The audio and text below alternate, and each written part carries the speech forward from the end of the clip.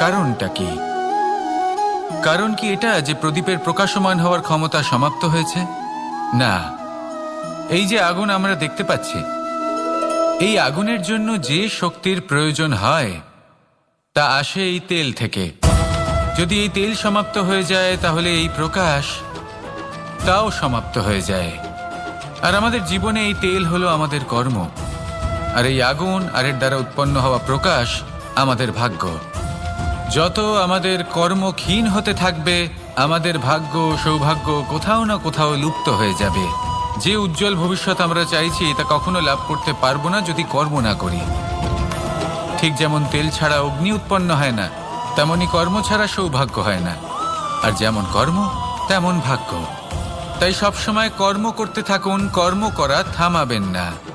আর আমার সাথে ভালোবেসে বলুন, রাধা